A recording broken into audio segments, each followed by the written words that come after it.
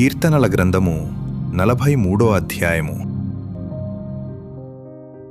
దేవా, నాకు న్యాయము తీర్చుము. భక్తి లేని జనముతో నా పక్షమున వ్యాజ్యమాడుము. కపటము కలిగి దౌర్జన్యము చేయువారి చేతిలో నుండి నీవు నన్ను విడిపించుదువు. నీవు నాకు దుర్గమైన దేవుడవు, నన్ను త్రోసివేసితివేమి? నేను శత్రుబాధ చేత దుఃఖాక్రాంతుడనై సంచరింపనేలా?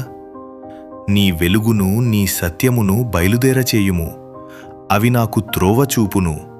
అవి నీ పరిశుద్ధ పర్వతమునకును నీ నివాస స్థలములకును నన్ను తోడుకొని వచ్చును.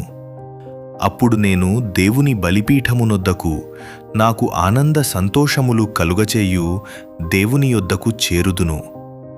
దేవా, నా దేవా, సితారా వాయించుచు నీకు కృతజ్ఞతాస్తుతులు చెల్లించెదను.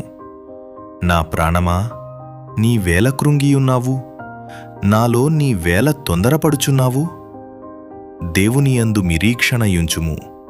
ఆయన నా రక్షణకర్త, నా దేవుడు. ఇంకను నేనాయనను స్తుతించెదను.